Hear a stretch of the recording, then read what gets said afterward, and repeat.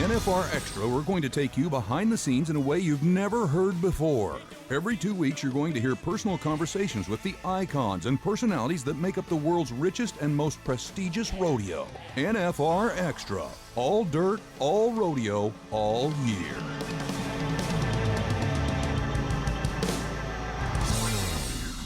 NFR Extra, episode 21. I am your host, Nevada Caldwell. And I'm rocking Robbie Hodges. This lineup, this is the lineup. This is a music lineup. Can you tell I'm excited? Yeah. To think that we get to talk to country music artists on this podcast is pretty awesome. I mean, like we talk contestants, stock contractors, the whole gamut. We get to talk to Andy Griggs and Easton Corbin this time, man. That's so cool. What rodeo fans they are. Well, yeah, and one thing I started putting together, I mean, I'm not claiming to be the cowboy, but I do get to go to a lot of rodeos, and I see those names always at these rodeos playing. Heck yeah, because people love them. They're just like us. They're one of us. They're rodeo fans. They're so excited about coming out here. I got a feeling you're really going to enjoy this interview. Well, and Easton, obviously, he's coming up. He's a young guy. He's kind of laying his groundwork. The rodeo business knows him. They're both big in the hunting world too. Yeah, it's going to be an interesting conversation today. Yeah. I think you should dang sure take a listen.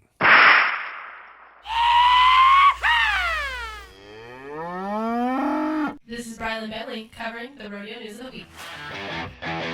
PRCA Stat of the Week, $3.7 million, the amount by which the payout has increased at the Wrangler National Finals Rodeo since 2015 to bring the total payout at the world's richest rodeo to $10 million. Bar T Rodeo, Broken Arrow retiring after Wrangler National Finals, competing at the last 4 NFRs prior to this year at 10 years old. Susan Thomas, the chairman of the Central Wyoming Fair and Rodeo Board in Casper, was selected last week at the PRCA's 2019 John Justin Committee Person of the Year. Congrats to our top 15 steer wrestlers: Will Loomis, Tyler Wagasback, Tyler Pearson, Ty Erickson, Tanner Bruner, Stetson Jorgensen, Scott Gunther, Riley Duvall, Matt Reeves, Kyle Irwin, JD Struxness, Dakota Eldridge, Cure Hunter, Cameron Mormon, Bridger Chambers. Vegas awaits.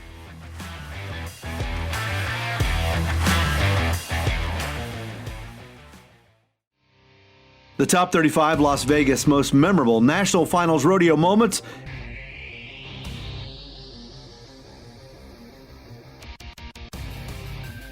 The Wright family legacy in saddle bronc riding is unmatched. And it's young Ryder Wright who has stolen all of the headlines in 2019. In 2017, Ryder became the 4th member of the famed bronc riding family from Milford, Utah, to win a saddle bronc riding world championship. He set a single-season earnings record of nearly $285,000. Boy, does he know how to show a bronc. Yes, he does, doesn't he? He is so classy. Ryder Wright. Oh, man. A rare talent to be so good and so fast with their feet. He's amazing. He joined his father, Cody, uncles Jesse and Spencer in the Gold Buckle Club, but he one-upped them by becoming the youngest world champion saddle bronc rider in history at the age of 19. Ryder will ride in his 4th consecutive Wrangler NFR this December, and if this 10-day run in Las Vegas is anything like the others, it will be a very lucrative trip. At Ryder's first finals in 2016, he won 5 out of 10 rounds, including a sweep of the first 4. He won 4 rounds and placed in 4 more at the 2017 NFR, and in 2018, he won enough at Thomas & Mack to cap a top 5 finish in the final world standings. Tiger Warriors making that big circle. Ryder Wright's going after him.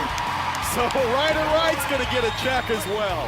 Ryder is the leader of the pack heading into this year's NFR, establishing a new single-season earnings record of nearly $225,000. He'll ride alongside 3 other members of the Wright family, uncles Spencer and Jesse, and his brother Rusty. Looking for tickets to the Wrangler National Finals Rodeo? StubHub is the official secondary and fan-to-fan site of the rodeo. Fans can buy and sell their tickets through a safe and secure online marketplace. Visit nfrexperience.com. Hi, I'm world champion bull rider Sage Kimsey, and you're listening to NFR Extra. All right, Robbie. Here we go. We got a good one today. Yeah, ever since bringing you onto this podcast, we've been interviewing music artists. We had Charlie Daniels, right? Look who's raising her hand over there. I know. Double B. Yep. So today, obviously, we're not skipping a beat. We're keep going forward, and here we are with American country singer, Easton Corbin. That's Welcome to great. the NFR Extra Podcast, Easton. Hey, man, what's up, guys? You doing all right? Yeah, you bet, Easton. Thanks so much. I know you're pretty busy. It's a pretty busy time of year for you right now, ain't it? No, thank you, guys. I appreciate you having me. Yeah. How's Nashville? Man, it's good. Good. It's a little wet and rainy today, but it's supposed to cool down here, I guess, for Halloween. I don't know. Well, that's good. I guess you're Nashville. Man, love that place. You about ready to come on out, ain't you? About ready for the NFR. That's the most important thing going on in December this time of year. So, Easton. Dude, Yeah. it's one of my favorite shows of the year. Oh yeah, absolutely it is. And you're a mainstay here. Now obviously we're going to get into that, but one of the things that we want to kind of find out about you, how'd you get into singing? How'd you get into country music? I mean, Nashville's a given, but how'd you take it this far? Man, first of all, I've always loved country music. I mean, I just always have, and it's kind of one of those things where it's always been I guess part of my life, I guess. I don't know. My grandpa was always a singer. My dad loved singing and things like that. And so just kind of a natural thing to get into, I guess. And, man, it's something I've always loved, especially traditional country music. I love, my favorites are, Keith Whitley and George Jones and Merle Haggard and folks like that. So, I've just always loved it. I just talking to you, man. I've heard you sing. I've seen all kinds of stuff of your work, but you got a great voice, man. I tell you, Robbie kind of said you sound a little bit like George Strait. Yeah, you got a little of that, and we sure don't mind that. You and I wish I had his money, I can tell you. You're heading there, I promise you. Yeah, we hear you. So, I hope you're right. I think I am. A lot of rodeo fans are Easton Corbin fans. That's so Absolutely. Cool. I do a lot of the bigger rodeos in the winter, and they see you and they love you. So, Easton, what do you got going on here in Las Vegas during the NFR? Where are you playing? What dates? Tell the fans. Man, we'll be at the Mirage. I think it's the 6th, I think. Am I right? I believe so. I think so. Make sure we're right on that one. I'd have to look at the date, but I think it's Saturday night, right? Sounds about right. I promise you, it's a big flashing sign with your name on it. I'll guarantee, and it's going to be full in there. I love going to that after the rodeo performances. Dude, it's one of my, I can't stress enough. It's one of my favorite shows of the year. It's I love it out there, man. I have a lot of friends out there you hang out with, and just a lot of camaraderie. Oh yeah, we love going up in that VIP section and you hang out. You always have time for your fans. That's what everybody likes. I guess it's because of where you're from down there in Florida, being in the South. You're kind of one of us, and you sure act like it. And we love it when we see you. Well, and again, I love putting on the show, but the after show party is one of my favorites, man. You just get down there and hang out with your buddies. Yeah. And again, your fans, and it's just about the hang, man.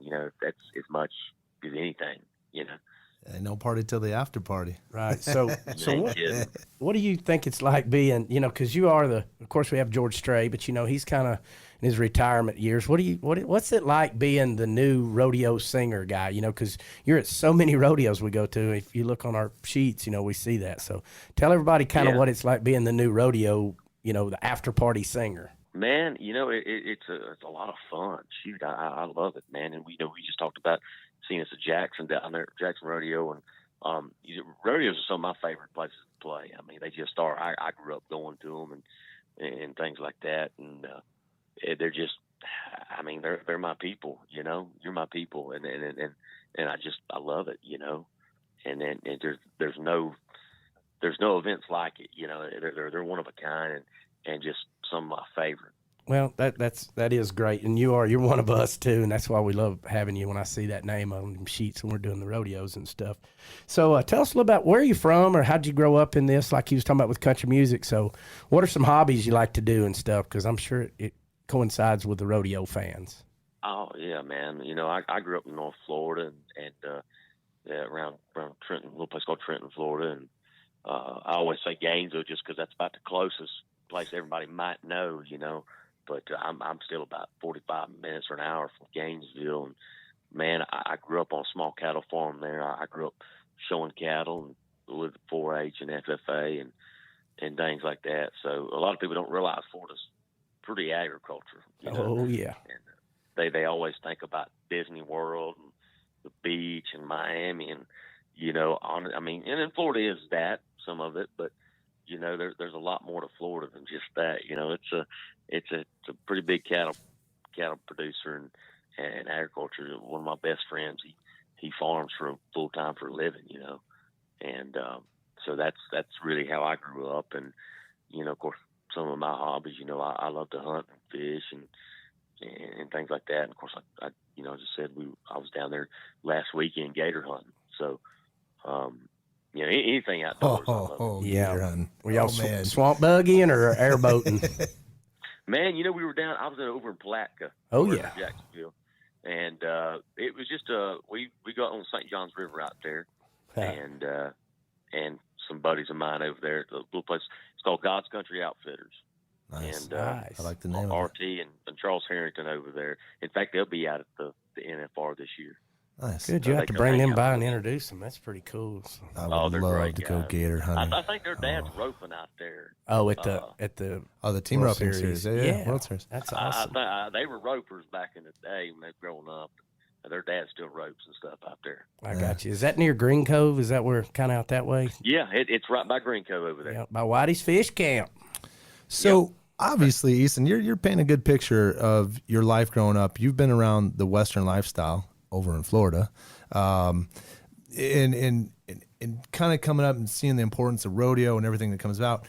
And obviously, you know about the NFR. So how cool was it to get the call, or how does it feel to get the call to sing the national anthem at the big daddy of them all, the Super Bowl of all rodeos? Oh, dude, it's an honor, and it just I love doing it. And anytime we get to the national anthem, it's an honor, you know, to be asked, and then on top of that, to be, you know, at the NFR, you know, finals out there. I mean, it's just such a cool experience, and it's going to be a lot of fun. I mean, definitely the national anthem is one of those songs that it's definitely a challenging song.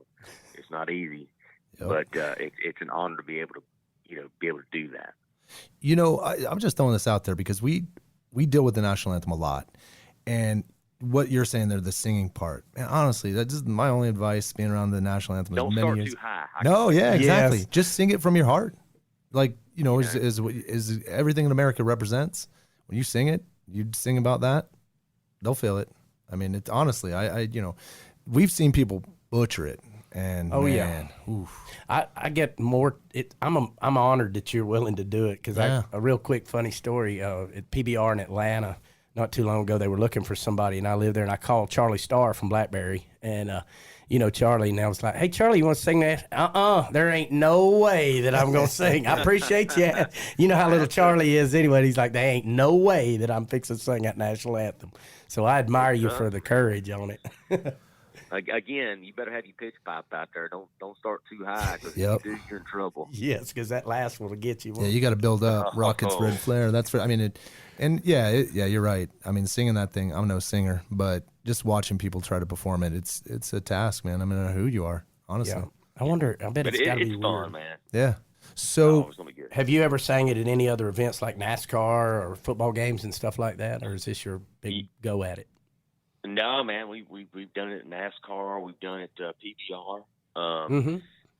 We've done I sang in Austin I think last year. Beautiful. And we've done it some NFL stuff, you know, the Titans here, the Colts. So man, we've done it a few places, and again, it's a lot of fun. You're a seasoned national anthem singer. I can't wait to call Charlie Starr back and tell him, well, Easton sang it, by golly, you can do it too now. Trust me, it can get screwed up real easy. And he said, if you mess it up, you're not patriotic. It doesn't matter what you do. That's what he was laughing about. You'll be ruined. So, Easton, we always talk about, you know, a lot of times we get a lot of the contestants on here, and we're talking about, you know, how many years you've been coming to the NFR, or I'm sorry, making the NFR. Better. Let me preface that better. How many years have you been coming here? How many years have you been doing the NFR? It's probably 6 years, maybe. Nice. Wow. That's awesome. Something like 6, 7 years. Yeah. I don't know. It's been a long time. It's one of those things where I always look forward to it. It's like, hey, we're doing the NFR in December. There's no question about it. Man. As long as they'll have us back, I'll be there. So I want to back up real quick because we're all in the moment of the night, right? How is it at Mirage? Because that place, you know, we're always working. We're doing the rodeo. There's no downtime for us. But from the pictures and the posts and everything, that place looks bananas for rodeo and country music. How is it performing there? Oh, dude, it's great. I mean, it's always packed every year. The crowd out there is always on fire, man. You know, and it's awesome. It's such a fun time. That venue there is so neat, the way they have it set up right in the middle. Also, I highly recommend it. Anybody listening, come hear it because there's not a bad seat, and you won't be sitting Close enough to touch Easton, right? Yes, but don't. But I guess, I mean, he may shake your hand. I'm sure he's cool because he's from the South, so you know he's going to be cool. So. Hey, you know, Easton, we also wanted to give big thanks to Decker from Army F, who connected us with Steve, you. He's great, man. Dude, he's one of my favorite folks, man. He's great. Well, from what we understand, because we had you scheduled for next week, but you had to bump us for something a little more important. I hear you're going turkey hunting? Oh, yeah, man. Well, we're actually going it's a deer hunt out in Kansas. They raffled it off, or not raffled it off, but they did a auction, I guess. I don't know. Right. It's a Turkey Federation show here in Nashville. And but it's a deer hunt, actually. Nice. That's what they told me. It's a deer hunt. Unless I get out there and there's turkeys, I don't know. So we'll see. Shoot it. What part hunt, of man? That's all I hear. What part of Kansas is it? Are you? Man, I don't know exactly. I think they call it the Hooray Ranch or something like that out there. I got you. I might be missaying it at the Hooray or Hooray Ranch. Right on. Yeah. That's good. Boy, there's a lot of big deer out there. You're gonna have a good time out there. I love it. Well, that I know you're a hunter. in Kansas. Yes, I know. I dodge them a lot driving through there. Well, Easton, hey, listen, we know you got a full schedule. I was already looking at your tour schedule, so I know you're busy. Yeah, where are you heading next this week? Where are you heading?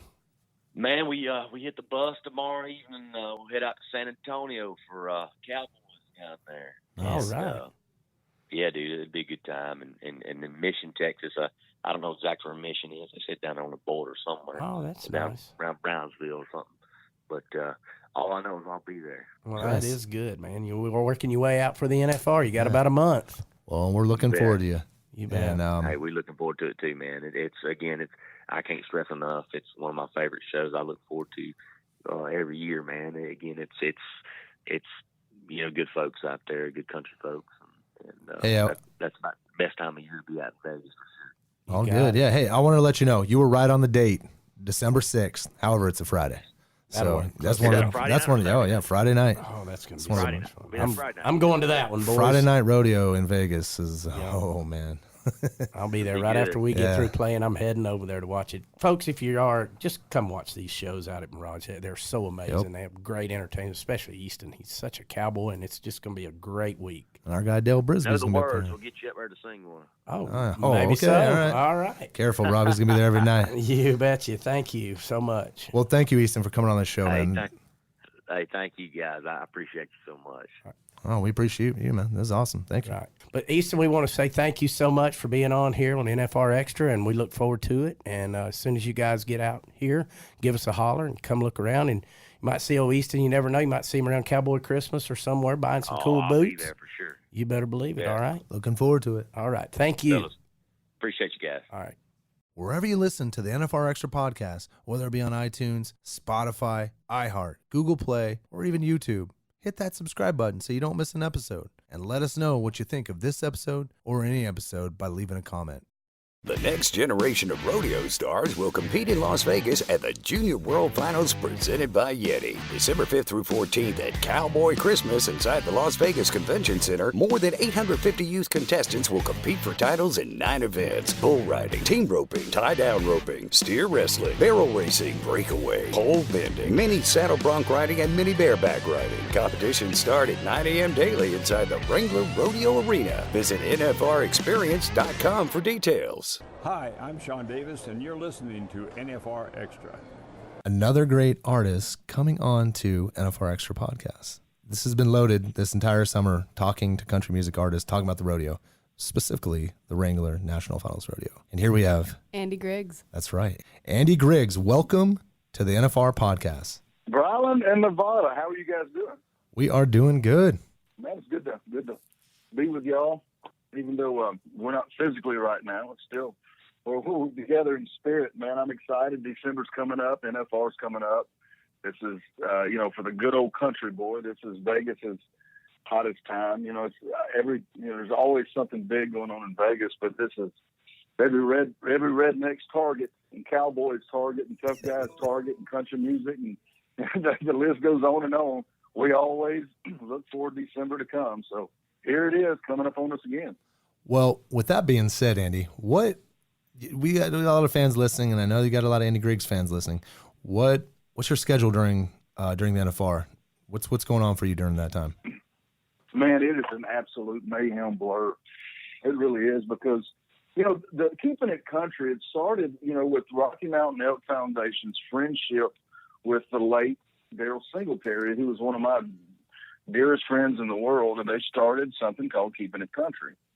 And it was just a show for every day. So how the NFR lasts for 10 days. So each day, right there around noon, Daryle would have a guest artist, and I was always one of them. I think he did it. He had it 2 years before he passed away. Yep.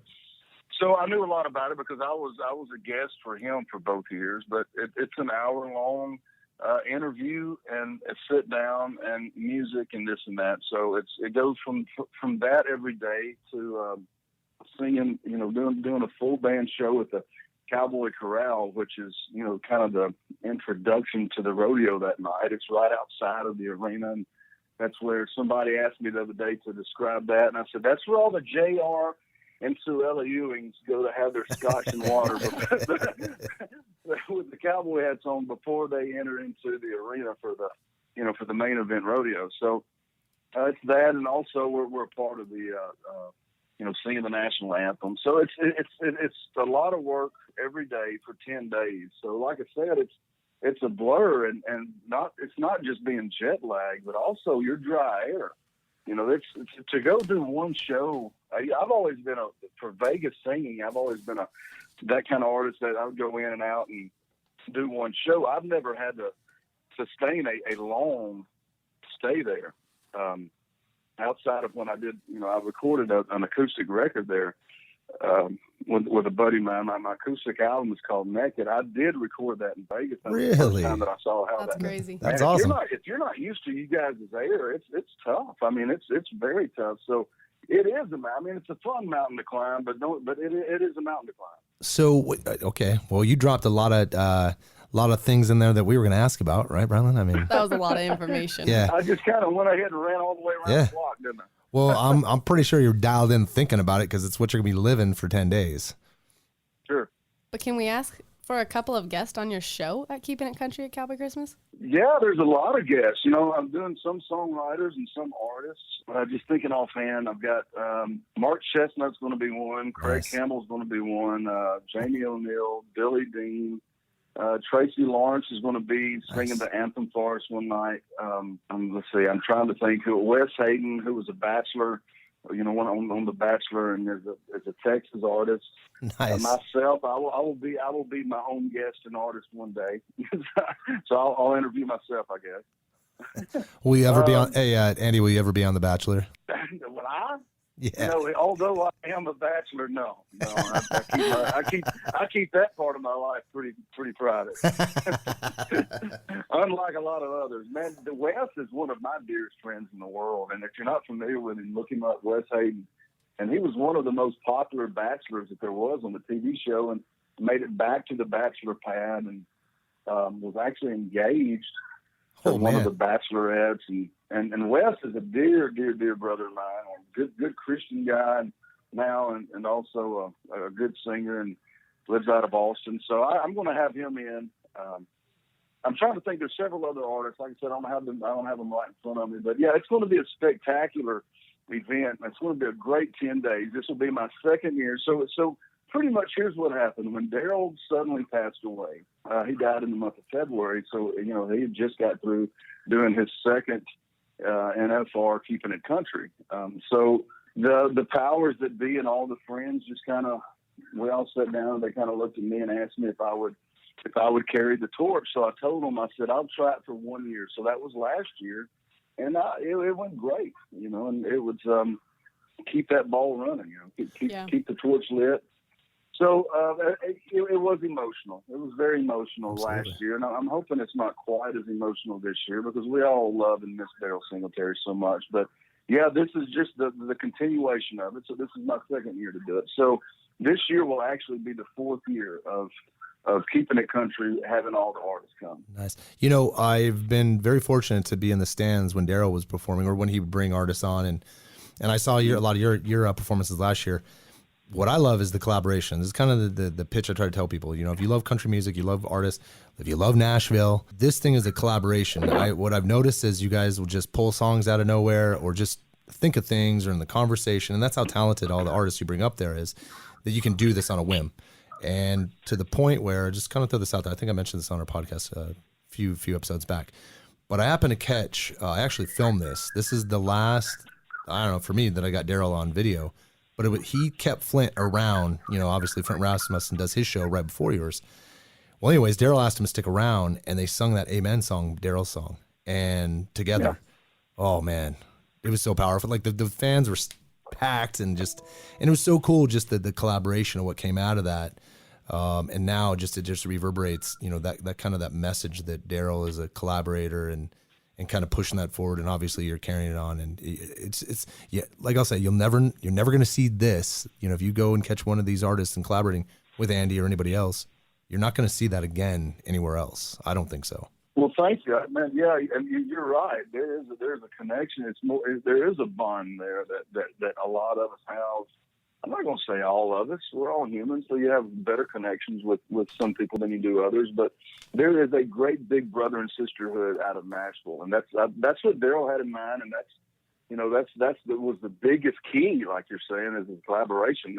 That trying to put this thing together. Like Carolyn Dawn Johnson, I'm having her one day. You know, she was a great artist, great singer, a genius, and an incredible songwriter, and she's in that circle, and you know, so.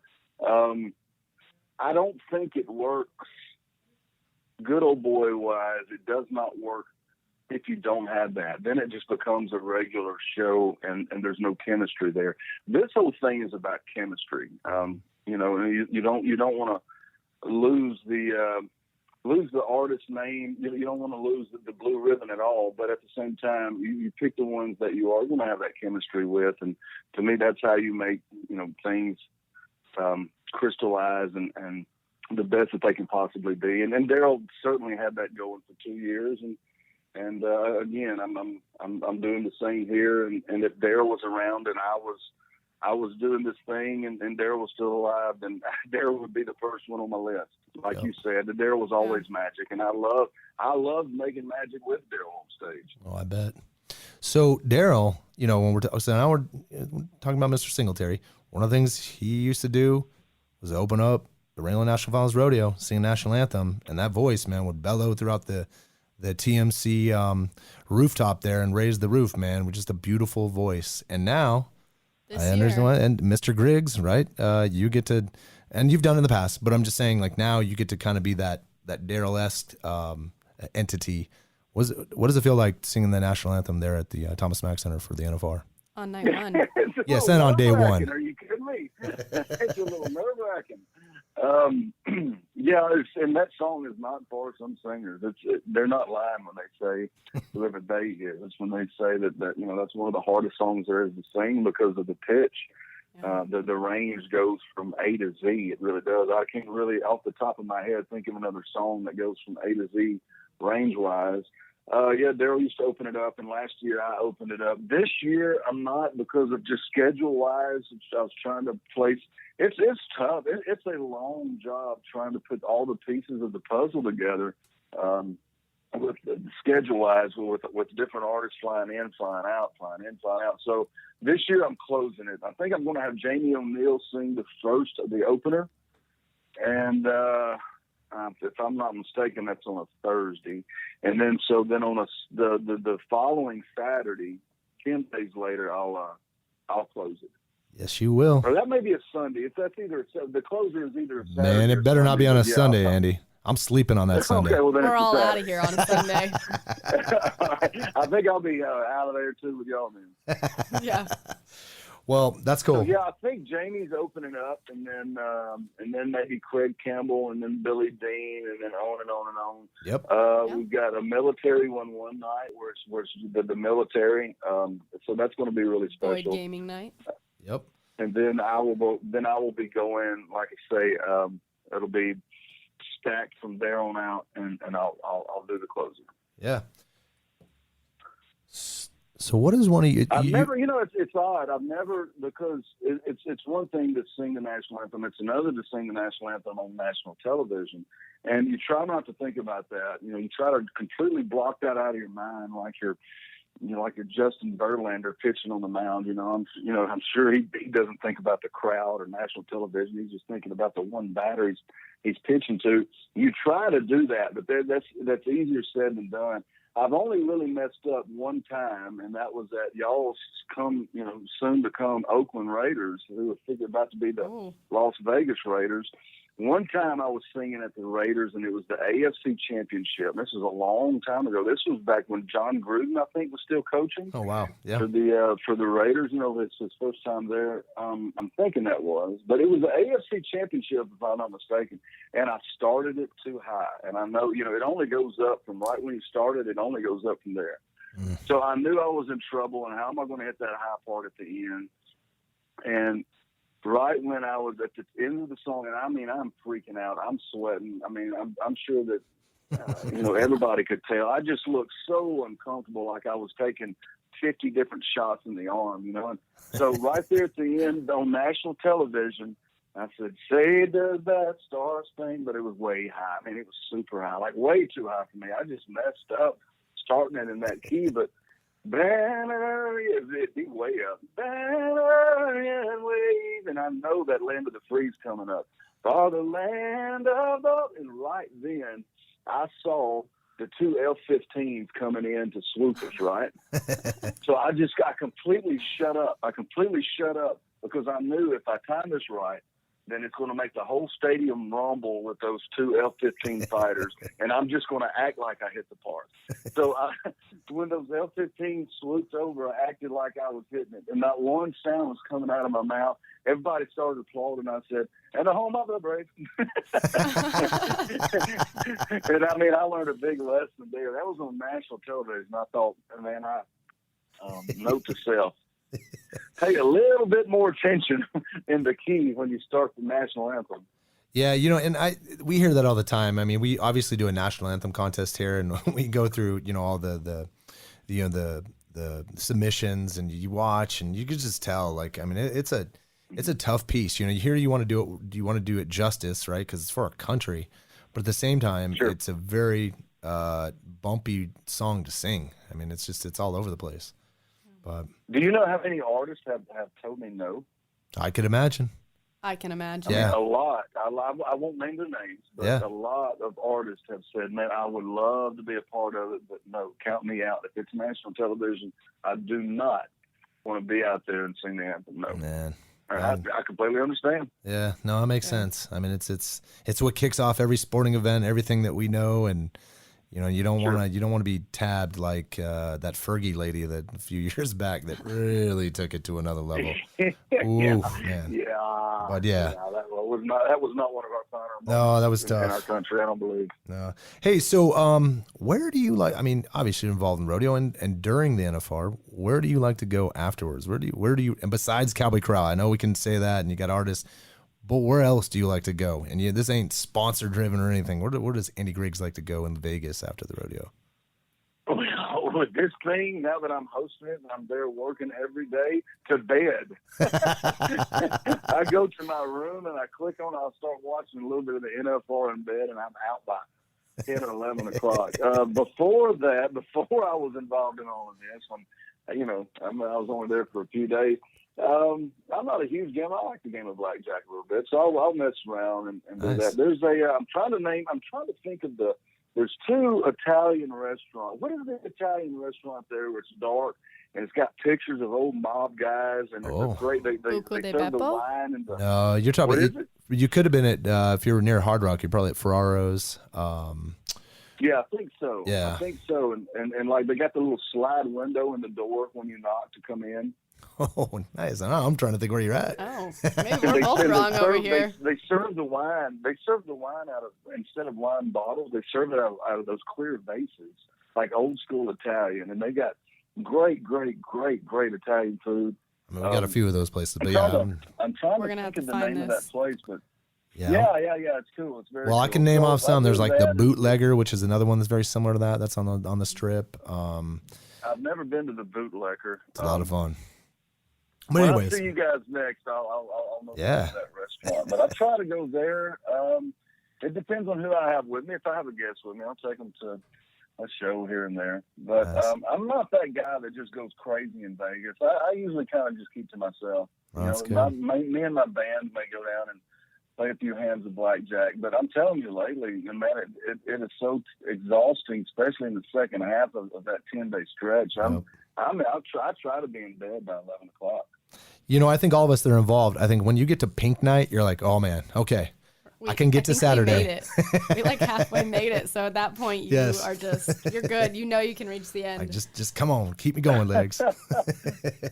Man, last year when my flight landed, I couldn't get on that flight quick enough back to Nashville. And when the flight landed, somebody had to wake me up. The plane was already pulled up to the gate and turned off, and people were walking off.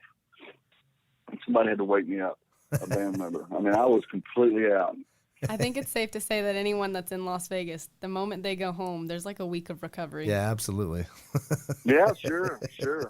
Man, I think I told y'all this one time when we were talking, not necessarily on the air, but when we were talking and you know, when I was doing my acoustic album there with a buddy of mine named George, who has an incredible sound. He's got a great studio. He's got great ears there at his house. And we took a break middle of the day, and I said, man, I'm going to go swimming. I said, I'm going to go buy a whole bunch of I think I was going to go buy a whole bunch of chips and salt. Chips are really, really good for your throat because they're really greasy, you know. So, like, when you're singing a lot, like eating Lay's chips is usually, you know, really good for your throat because it just kind of lubes everything. It's kind of like spraying WD-40 on your vocal cords, you know.